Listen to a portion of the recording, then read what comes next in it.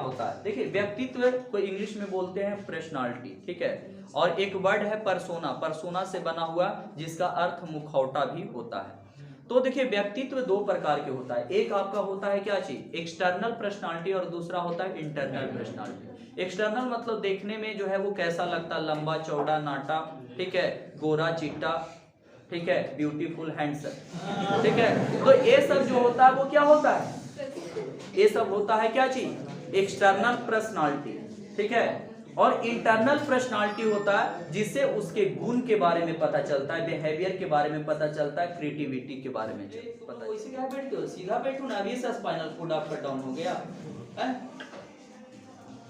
ऐसे दम लूज हो जा।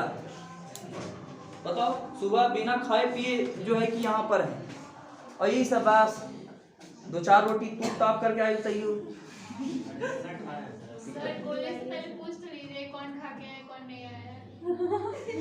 अच्छा, तुमको से पूछे कि भाई खाए हो कि नहीं खाए हो, नहीं खाए हो तो व्यवस्था करो। आपकी तरह बाकी लोग भी नहीं खाए हो। तो आपको तो टाइम दिया गया ना 10 बजे तक, हम यहाँ 6 बजे प्रेजेंट हो जाते हैं, आपको पूरा अपॉर्चुनिटी देवल गया। अब नहीं खा के आइएगा तो आपका परेशानी, ठीक है, आई बात समझ में। अब या तो आप बनाने से डर रहे होंगे, या तो सोचो कि जल्दी निकल जाओ। यस सर, सही बोल। हाँ सही बात है ना, क्योंकि बाकी जिम्मेदारी गृहिणी पर छोड़ दी। तो आज हम लोग जो है बदलती हुई सांस्कृतिक परंपराएं का पार्ट 2 वीडियोस हम लोग देखेंगे, और इसमें देखेंगे कि किस प्रकार से आपका परिवर्तन हुआ, उन सब चीजों को जो है हम लोग ध्यान आकर्षित करेंगे। चलिए ध्यान दीजिएगा यहाँ पे। तो देखिए, अगर हम बात करते हैं कि किसी भी समाज के अंदर में ज्ञान एक ऐसा चीज है जो वहां के समाज में बदलाव लाने में अहम आपका जो है रोल होता है और भूमिका होता है, ठीक है।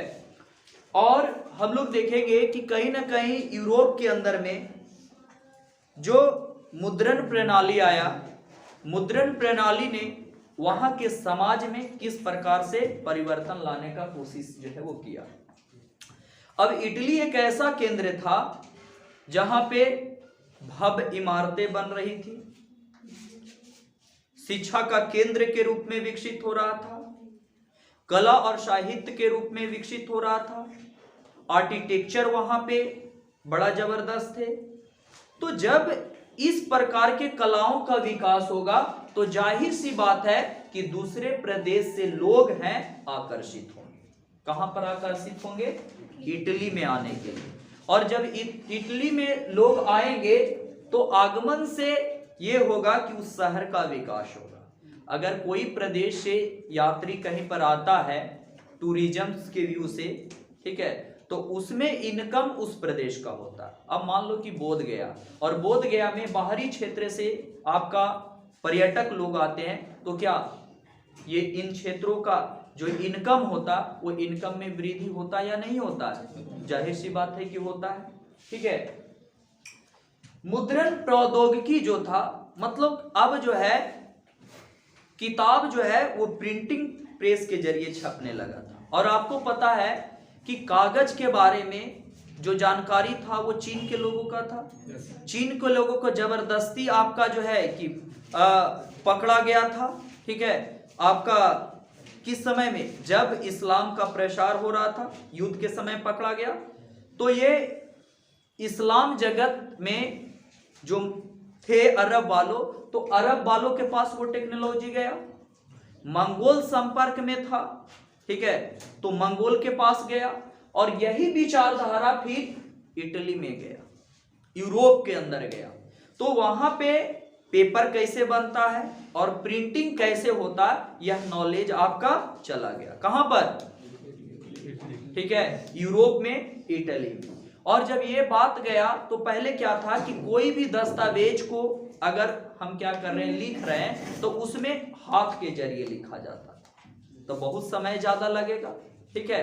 लेकिन अब क्या है कि कम समय में एक फॉर्मेट तैयार करो।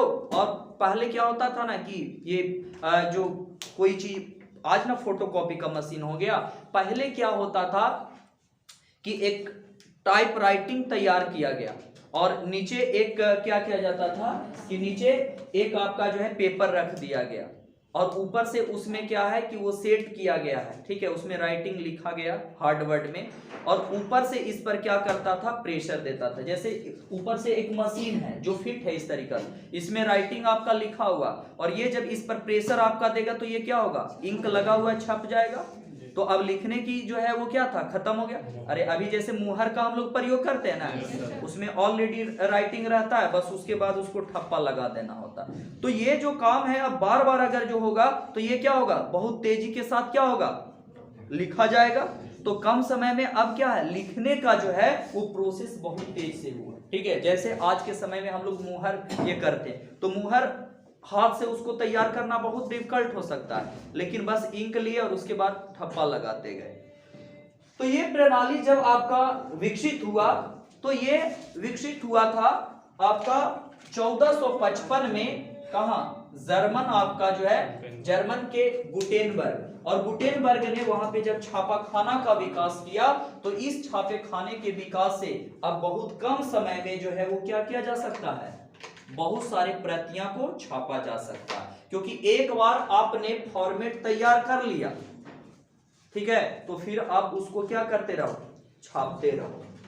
तो बाइबल का जो पहली बार सबसे अधिक आपका प्रतियां छपी थी 150, वो आपका गुटेनबर्ग के द्वारा छपा था। गुटेनबर्ग का जो छापाखाना था ये छापाखाना में छपा था।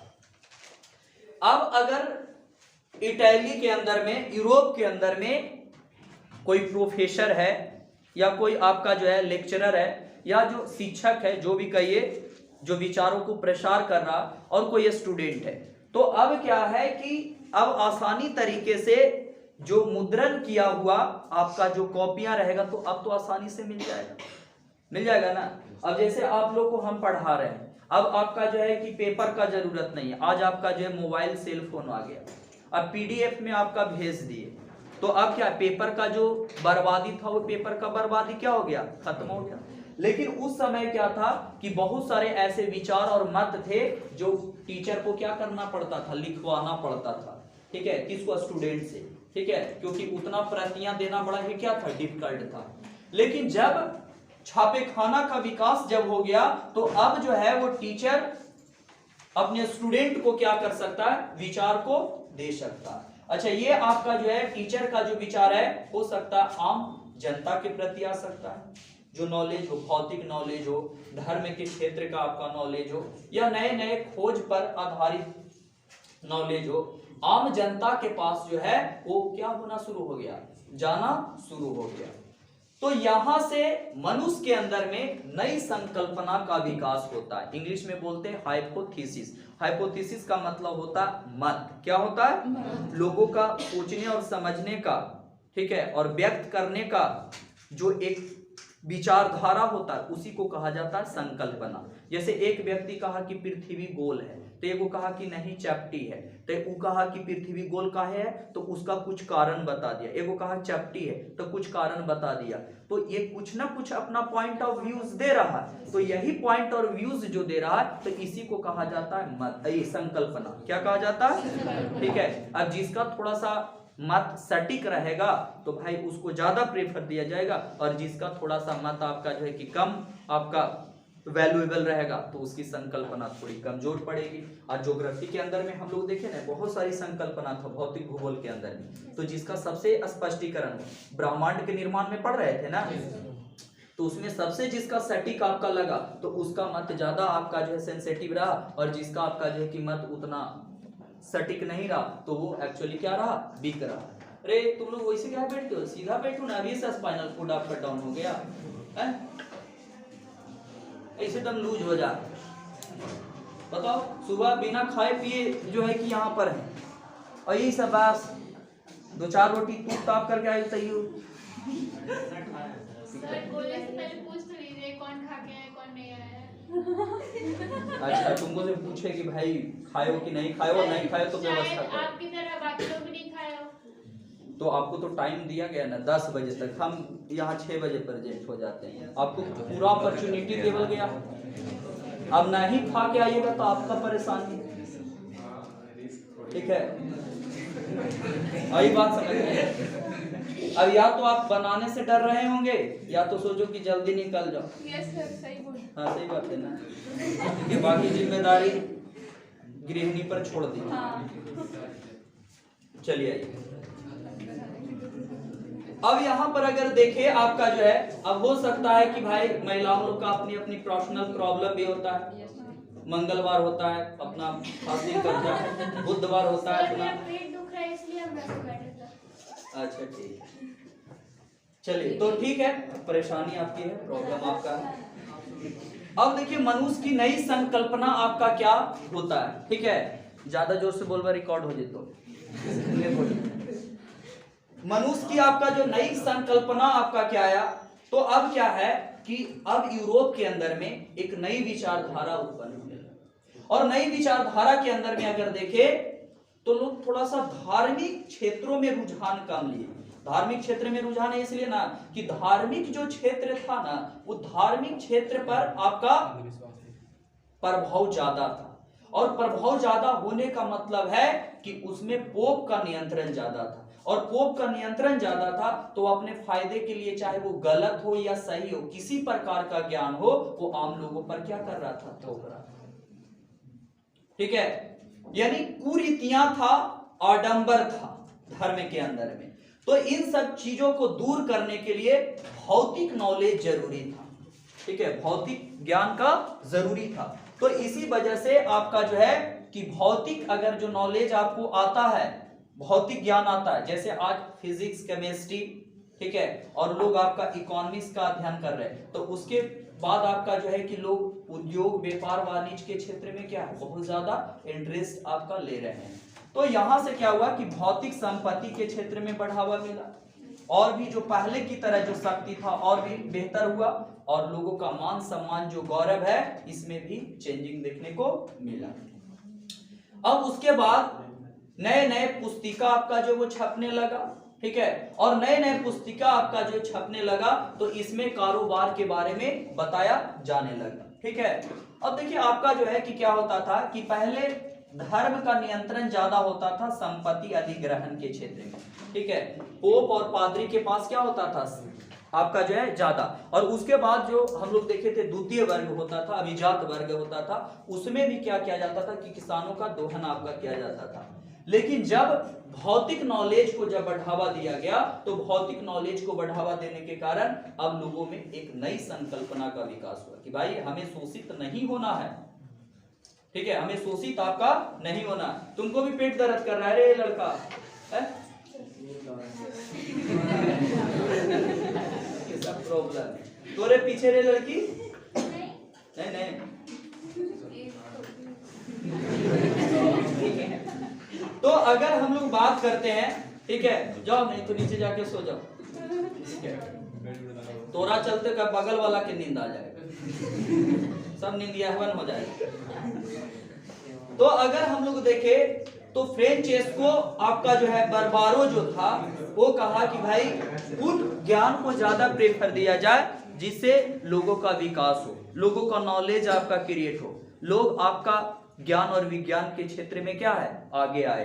ठीक है, तो अब जो है नए नए ऐसे आपका जो है व्यक्ति थे जो यूरोप के अंदर में, खास करके इटली के अंदर में, वो अब ज्ञान का प्रसार करना चाहते थे, वो नॉलेज को एक्सटेंड करना चाहते थे, नॉलेज को बढ़ाना आपका जो वो चाहते थे। ठीक है, और देखिए यहां पर आपका जो है कि कुछ कुछ ऐसे लोग थे, उनका मानना था कि अगर आप इतिहास को अध्ययन करते, हिस्ट्री को अध्ययन करते तो मनुष्य को पूर्णतः जीवन व्यतीत करने के लिए प्रेरित करता है। मतलब क्या होता है कि जो मानव है वो मानव को कैसे जीवन व्यतीत आपका करना चाहिए। जैसे यानी कहने का मतलब बहुत सारे आपका जो है, जैसे यूनान की सभ्यता हो, ठीक है, या तो बहुत सारे सभ्यता आपका पतन हो गया, और पतन हो गया तो वो सभ्यता इतना बड़ा विकसित था, तो यानी कहने का मतलब कैसे विकसित किया, वहां की अर्थव्यवस्था कैसे विकसित किया, तो उसको पढ़ने का मतलब, उसके बारे में जानने का मतलब हमें क्या जानना पड़ेगा, इतिहास को जानना पड़ेगा। तो ये बात कहना था किसका, लॉरेंजो आपका वल्ला का। किसका कहना था कि भाई अगर आज के समय के समाज को बदलना है तो आप पुराने इतिहास को देख लीजिए कि कैसे समाज को वहां पे बदलाव किया गया था, और उस समाज में जो बदलाव आया था तो वो समाज में बदलाव किन किन फैक्टर था जिसके वजह से आया, तो ये लोग ध्यान देने लगे। ठीक है, फिर उसके बाद इनका एक आपका जो है कि क्या था कि एक रचना था ऑन प्लेजर। क्या नाम था? किसका? लोरेंजो वल्ला का। और लोरेंजो वल्ला का ऑन प्लेजर में लिखा कि भोग विलास की जिंदगी से हमें क्या करना चाहिए? दूर रहना चाहिए। और जो चर्च के अंदर में जो पादरी होता था, पोप होता था, वो क्या था? भोग विलास की जिंदगी को व्यतीत करके और अपने जीवन को क्या करता था? आगे बढ़ावा देता था। ठीक है, व्यक्ति विशेष सत्ता और दौलत आपका जो है व्यतीत करने के लिए प्रेरित, यानी यह आपका कहा कि देखिए समाज में कुछ ऐसे वर्ग हैं जो क्या करता? आम लोगों का क्या करता है? शोषण करता है। आम लोगों का क्या करता है?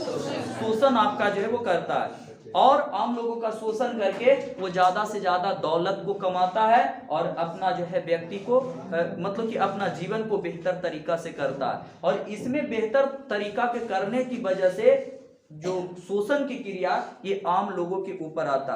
तो यहाँ पे जब नई नई कॉन्सेप्ट जब छपेगा और लोग पढ़ेगा कि वो हमें लंबे समय से शोषण किया जा रहा है, तो हमें जब लंबे समय से शोषण किया जा रहा है तो लोग शोषण के विरुद्ध में आवाज उठाएंगे या नहीं उठाएंगे? जाहिर सी बात है कि लोग आपका जो है कि आवाज उठाएंगे, और लोग उठाना क्या कर दिया? शुरू कर दिया। तो शुरू कर दिया तो अब यहाँ से समाज के अंदर में नए नए कॉन्सेप्ट आपका लिप्त होने लगा, नए नए ज्ञान आपका जो है तेजी से बढ़ने लगा।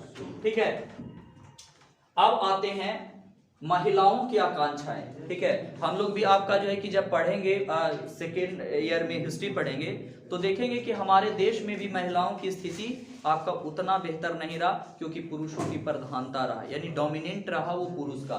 तो यूरोप के अंदर में भी क्या है कि महिलाओं का उतना अधिकार नहीं था जितना कि पुरुषों का अधिकार था। ठीक है, तो अब समझते हैं व्यक्तित्व क्या होता है। देखिए व्यक्तित्व को इंग्लिश में बोलते हैं पर्सनालिटी। ठीक है, और एक वर्ड है पर्सोना, पर्सोना से बना हुआ जिसका अर्थ मुखौटा भी होता है।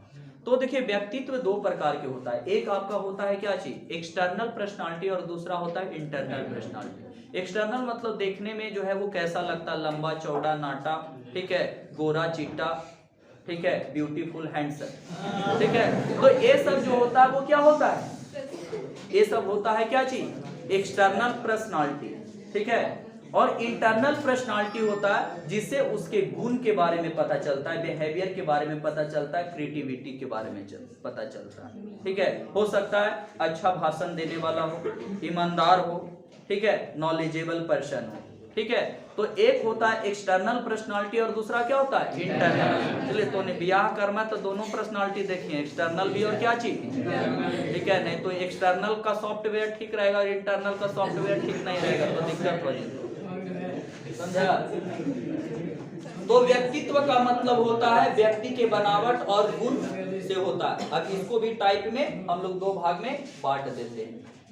अब यहाँ पर क्या था कि जो अभिजात वर्ग होते थे या संपन्न परिवार होते थे, अभिजात या क्या होते थे? संपन्न, तो वहां पे प्रधानता होता था पुरुष का। ठीक है, महिलाओं को उतना राइट नहीं था जितना कि अधिकार क्या था? पुरुषों का अधिकार। मतलब वहां पे महिलाओं को चार दीवारी के अंदर आपका रखा जाता था, और ज्यादा जो डिसीजन पावर था, जो निर्णय लेने की जो क्षमता था, वो ये पावर किसके पास था? पुरुषों के पास था। ठीक है, अभी भी आप जानिए जहाँ पे जो पैटार्की सिस्टम होता है, ठीक है, पितृ प्रधानता हिंदी में बोलते हैं, तो पिता के मृत्यु के बाद आपका पुत्री का अधिकार ना होकर के पुत्र का अधिकार ज्यादा रहता है। ठीक है, तो यहाँ पर क्या था कि भाई अभिजात वर्ग में शिक्षा दीक्षा बेहतर आपका लेने का लड़का का ज्यादा था, लड़की का क्या था? बहुत ही कम था, ना के बराबर। ठीक है, और बाहरी क्षेत्रों से संपर्क बनाने का भी क्या था? बहुत ही कम था। आज के थोड़ा सा जो है लड़कियां क्या हुआ, आज बाहर निकली, शिक्षा की वजह से बाहर निकली है, और जब बाहर निकली तो वो समझ गई कि सत्ता में सिर्फ और सिर्फ पुरुषों का अधिकार नहीं होना चाहिए हर जगह। इसीलिए चाहे वो राजनैतिक हो, सामाजिक हो, आर्थिक हो, हर क्षेत्र में आगे आ रही। और आज आप लोगों को ये भी बता देते हैं कि अगर आप चाहते हैं कि पिता के संपत्ति पर आधा हकदार हैं, तो आप जो है कि अगर मान के चलो एक भाई है एक बहन हो तो आधा आधा 50-50 कर सकते हो, लेकिन बियाह हो जी तो होमो भी देवे पड़तो ननद की। समझला? तो ये चीज भी आपका जो है वो ध्यान में रखना पड़ेगा। तो अब अगर हम बात करते हैं कि पुरुषों की प्रधानता जो था वो बड़ा ही जबरदस्त था, ठीक है। पुरुषों की प्रधानता क्या था, ज्यादा, और स्त्रियों की प्रधानता वहां पे क्या था, बहुत ही कम देखने को मिला, ठीक है। अब देखिए आपका जो है कि महिलाओं को लेकर के क्या आपका जो है वो कंटेंट आपका आता है, ठीक है। तो देखिए महिलाओं को लेकर के कंटेंट डोमिनेंट था, लेकिन वैसे महिलाएं जिनके आपका जो है महिलाएं बिलोंग करती थी, जो कारोबारी की महिला होती थी, बिजनेसमैन वाला व्यापारी वर्ग में आता था, तो यहाँ पे कुछ हद तक आपका जो है कि महिला को अधिकार था। लेकिन यहाँ पे जो अभिजात वर्ग या संपन्न परिवार है, वहां तक कोई राय वगैरह भी महिला नहीं दे सकती है, ठीक है। मतलब कि ज्यादा पावर जो है वो किसके पास था, पुरुषों के पास आपका जो ये था। अब यहाँ पर क्या किया जाता था कि ब्याह काहे किया जाता था, ताकि मैत्री संबंध आपका बनल रहे और आगे वाला जनरेशन भी क्या रहे, आपका बढ़ते रहे। तो विवाह संबंध जो था वो मैत्री संबंध को भी क्या करता था, मजबूत करता था, ठीक है। अभी तुम लोग से पूछे कि विवाह का क्या उद्देश्य है, तो क्या जनसंख्या बढ़ा अरे। तो यहाँ पे क्या था कि भाई एक आपका कोऑर्डिनेशन बने, एक रिलेशन आपका जो है वो बने, ठीक है। अब कभी कभी क्या होता था, ध्यान दीजिएगा, ये सुनो, कभी कभी क्या होता था कि कुछ ऐसे आपका जो वो लड़कियां होती थी, ठीक है, कि आपका जो है कि भाई पैसा के लिए, आपका जो पैसा नहीं है ब्याह करने के लिए, तो क्या किया जाता था कि उसको चर्च में बिठा दिया जाता था, ठीक है जी। अब जिंदगी भर कुंवारी रहती थी, चर्च में रहती थी, वहीं पर सेवा आपका जो है वो प्रदान करती थी। एक चीज और भी अगर जो हम लोग देखे कि कभी कभी क्या होता था कि अगर उसकी शादी आपका हो गया, अगर एक लड़की है शादी हो गई, ठीक है, लेकिन आपका जो है कि उसने पूरा दहेज नहीं दिया, ठीक है, उसके पिताजी अगर नहीं दिए, तो फिर क्या करते थे, उसके पति जो है वो घर से बाहर कर देते थे। और पति घर से बाहर कर देते थे तो बेचारी का लास्ट ऑप्शन था भिक्षुनी की जिंदगी, वही फिर आपका चर्च के पास चला गया, वहीं पर सेवा आपका जो है प्रदान करती थी, ठीक है। अच्छा, क्या होता था कि कभी कभी दहेज में जो आपका धन दौलत जो मिलता था, तो लड़का पक्ष वाला उसका व्यवहार कर सकता था, कहाँ पे, व्यापार वाणिज्य में, ठीक है। देखिए ये जो आपका तिलक जो डॉरी सिस्टम आया वो कैसे आया, तो देखिए अगर जो हम लोग अपना इतिहास देखेंगे भारत की संस्कृति में, तो पहले दहेज का मतलब ये नहीं था, अगर विवाह हो रहा है तो एक पुरस्कार, ठीक है, एक पुरस्कार के तौर पर, ठीक है, और अपने मतलब कि कहा कि नहीं भाई हमको ये चीज देना है, ठीक है। पहले तो शादी आपका क्या होता था, आपका जो है कि कुछ वस्त्र दे दिया, आभूषण दे दिया, शादी विवाह हुआ। कुछ समय ये बात था कि आपका जो है, अगर पढ़िएगा हिस्ट्री में अभी पढ़ावेंगे, कि आपका एक गाय और एक बैल दे दिए तो आपका जो है विवाह हो गया, ठीक है। उसको ऑक्स आपका मैरिज बोलते थे, ऑक्स विवाह, ठीक है। कुछ समय तक ये आपका विवाह रहा कि रेडियो और साइकिल पर भी विवाह हो गया, फिर मोटरसाइकिल पर आ गया, किस पर, ठीक है, फिर अब आ गया चार चक्का, क्या है, ठीक है। मतलब लड़का ये कह देता है कि जिंदगी भर आपके 2 चक्का को हम अगर जो लेके चलेंगे तो हमको 4 चक्का चाहिए, ठीक है। यानी उस बेचारा को जिंदगी में 6 चक्का को ढोना पड़ेगा, 2 चक्का इधर और 4 चक्का, और वो 2 चक्का के जो और 2 चक्का बढ़ेगा तो उसको भी आपका ढोना पड़ेगा। तो इसीलिए सुनो ससुर जी पहले ही कह देता है कि दे दीजिए ताकि 4 चक्का पर हम क्या करें, चलते रहे। चलिए अब आगे देखो, अरे अब मत दांत निकल जी तो बिया हमें दिक्कत होती है, अब तुम लोग के भी कह रहे हैं, तो फिर हार्डवेयर पर जो है सॉफ्टवेयर डाले पड़ेगा। तो यहाँ पे क्या है, ये सुनो रे, तो व्यापारिक जो परिवार में जो महिलाएं थी, वो व्यापारिक परिवार में महिलाओं का कुछ बहुत हद तक अधिकार था। व्यापारिक आपका जो परिवार था उसमें महिलाओं का क्या था, कुछ आपका अधिकार होता था, ठीक है। और ये सार्वजनिक जीवन में भूमिका आपका निभाते थे। आज देखते हो अगर कोई 100 जी, बुरा मत मानना, ठीक है, तो अगर आप 100 जी के दुकान में चले जाओगे तो आपका जो है कि 100 जी अगर जो नहीं है, जो दुकान चलाते हैं, तो उनकी जो फगुनिया होती है वो कहीं ना कहीं दुकान को हैंडल कर लेती है, ठीक है। तो वैसी स्थिति में क्या है कि उनकी स्त्रियां होती थी जो आपका बिजनेस में सहयोग करती थी, और अगर उनके पति आपका जो है कि भाई चल गए सौदा लाने, सौदा समझता ना, सामान को लाने, तो उनकी पत्नियां तब तक क्या करती है, संभालती है। और भी क्या होता था व्यापार वाले में कि अगर मान के चलो कि उसकी पति का देहांत हो गया, बाल बच्चे उनके छोटे छोटे हैं, तो बाल बच्चे छोटे छोटे हैं, तो वैसे स्थिति में वो क्या कर सकती थी कि वो पूरा का पूरा बिजनेस को संभाल सकती थी। तो ये व्यापारिक वर्ग में था। लेकिन अभिजात वर्ग और संपन्न परिवारों में स्त्री का अधिकार उतना नहीं था, लेकिन यहाँ पे व्यापारिक परिवारों में ऐसा अधिकार था। ठीक है, एक बहुत अच्छा यहाँ पे कोटेशन दिया हुआ है कि महिलाओं को शिक्षा न तो पुरस्कार और न किसी सम्मान का आपका जो है आश्वासन, तथापि प्रत्येक महिलाओं को सभी प्रकार का शिक्षा ग्रहण इच्छा करना जरूरी है। ये वेनिस का कसांद्रा फेदेल ने बोली थी। मतलब इनका ये कहना था कि अगर महिलाएं अगर जो शिक्षा प्राप्त नहीं करेंगी तो कभी भी समाज में उनको एक इज्जत मिलेगा, मान सम्मान मिलेगा नहीं। लेकिन अगर वो शिक्षा प्राप्त करती है तो उसका मान सम्मान इज्जत क्या होगा, बरकरार रहेगा। ठीक है, और महिला अगर जो शिक्षा प्राप्त अगर जो करती है और इच्छा भी रखना चाहिए, तभी वो समाज के अंदर में सशक्त हो सकती है, मजबूत हो सकती है। ये एक वेनिस के रहने वाली कसांद्रा फेदेल ने बोली थी। ठीक है, और ये इनकी जो बहुत सारा साहित्य और विचारधारा यूनानी और लैटिन भाषा में भी छपा है। और ये एक ऐसी आपका जो महिला थी जिसने पादुआ यूनिवर्सिटी में आमंत्रण किया गया था इनको भाषण देने के लिए। तो इनका जो था वो विशेष करके महिलाओं के सशक्तिकरण पर आपका ज्यादा जोर देती थी। महिलाओं को कैसे उत्थान किया जाए, महिलाओं को कैसे ऊपर उठाया जाए, उसके ऊपर ज्यादा फोकस करते थे। ठीक है, तो यहाँ पे एक और एग्जाम्पल है कि एक शख्स है आपका मंटुआ की आपका जो है मार्चिसा आपका जो इसाबेल, ये महिला कहाँ मंटुआ की रहने वाली है, और अपने पति के अनुपस्थिति में राज्य का एक कहानी था आपका मार्चिसा इसाबेल का। अब देखिए पुरुष प्रधानता क्यों था, क्योंकि आर्थिक स्वायत्ता पुरुषों के पास था, संपत्ति ज्यादा अधिकार क्या था पुरुषों, और शिक्षा का अधिकार क्या था पुरुषों। लेकिन यही चीज अगर जो क्या मिल जाए किन लोगों को, तो समाज के अंदर में महिलाएं भी ऊपर आ सकती थी। ठीक है, तो महिलाओं सशक्तिकरण पर विशेष जोर दिया गया कि भाई पुरुष आगे तो हम लोग काहे नहीं। तो इसमें कुछ महिलाएं जो है वो क्रांति करना शुरू कर दी।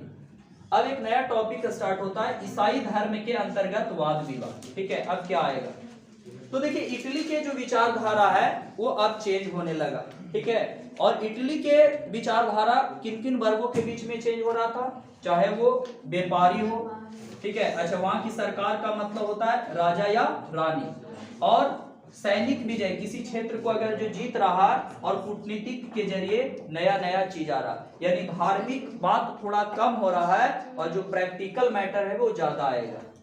तो हुआ क्या कि 15वीं और 16वीं शताब्दी में मानवतावाद की तरफ लोगों का झुकाव ज्यादा हुआ। मानवतावाद पहले ही पढ़ा चुके टॉपिक, मानवतावाद मतलब नए नए ज्ञानों का आपका जो है कि क्या संग्रह है, जिसमें भौतिक ज्ञान हो सकता है, गणित का ज्ञान हो सकता है, ठीक है, आपका राजनीति का ज्ञान हो सकता है, इतिहास का जो है वो ज्ञान हो सकता है, और उसे नए आपका जो है चीजों के बारे में जानकारी प्राप्त किया जा सकता है। ठीक है, उसके बाद ये सब ज्ञान जो है वो मतलब कि यूनान और रोम और यूरोप के अलग अलग भागों में आपका क्या होने लगे, फैलने लगे।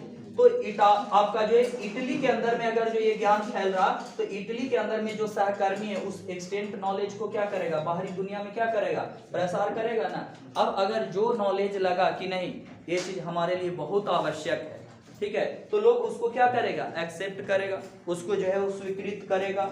तो मानवतावाद का विचारधारा बहुत तेजी से आपका फैलने लगा। ठीक है, अच्छा उसके साथ साथ जो क्लासिकल आपका जो ग्रंथ था, ठीक है, ईसाई धर्म का ग्रंथ था, और ईसाई धर्म के ग्रंथ में जो अच्छी बातों था, ठीक है, तो उसको लोग भी प्रेफरेंस दिया। ईसाई धर्म में ऐसा नहीं कि सब बात आपका जो है कि क्या था, पोप और उसका जो है प्रधान था। ईसाई धर्म में भी बहुत सारे ऐसे बातें जो मानवतावाद के विचारधारा को ऊपर तक क्या कर सकता था, ले जा सकता था।